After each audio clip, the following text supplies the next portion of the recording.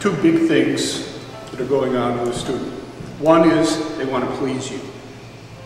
What do you want them to do? What would you like? What would give them the best grade? What would give you the, what would give me, you know, if you like it, then give it. That's one thing. And the other thing is fear. Fear of exposure. Fear of honesty. Fear of being yourself. And, you know, what happens if you're yourself and you're not accepted? You know, there couldn't be anything more scary, devastating than that. Yeah.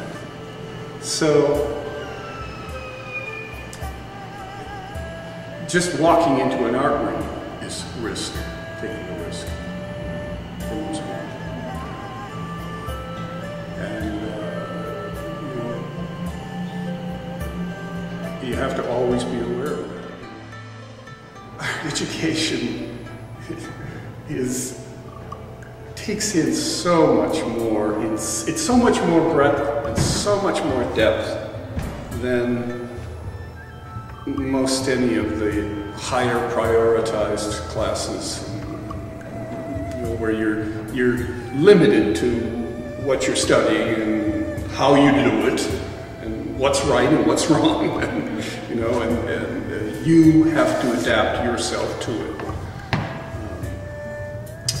And I think that any good art education instructor is very sensitive and very much aware of, yes, I've worked very hard on developing this curriculum and this program and this lesson, and also at any given time, there's flexibility, there's adjustments, there's compromises, there's individuality. Right.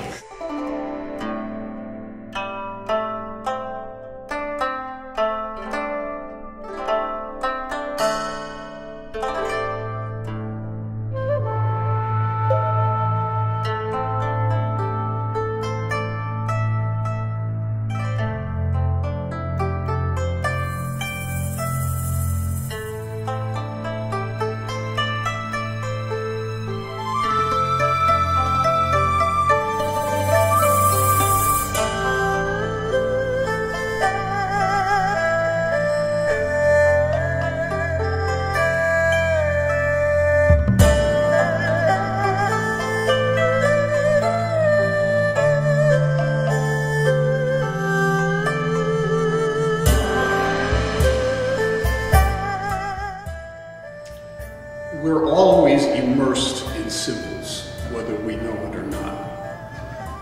And that connects with what you're saying about making students aware. But part of being a good student is learning how to become more aware of what symbols are meaningful to you, what symbols you're creating that somehow are meaningful, connected with something, etc. What symbols are affecting you in ways that are negative, that you don't want, that you're having a problem, but yet, you know, once you can identify that can help you. Because symbols are powerful, first and foremost, and it doesn't necessarily mean that they are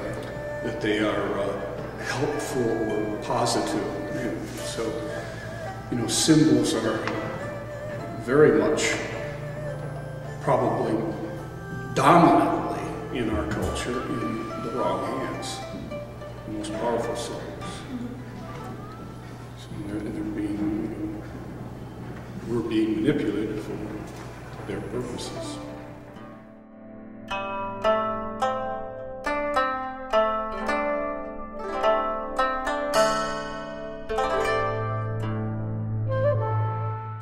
Multi-dimensional, they're multifaceted, a form of multitasking.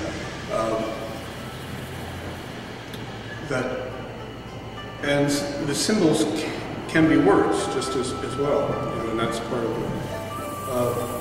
What it is that they have a shimmering quality. They have a reverberating and vibrating so that they're doing more than non-symbols. Words themselves can be more and less symbolic. And we live through symbols. Symbols are what's important to us. They provide meaning that helps us connect with the ineffable, with the mysterious, with that which cannot be said, cannot be seen, cannot be felt, cannot be touched, but is the essence. And that's called different things in different traditions.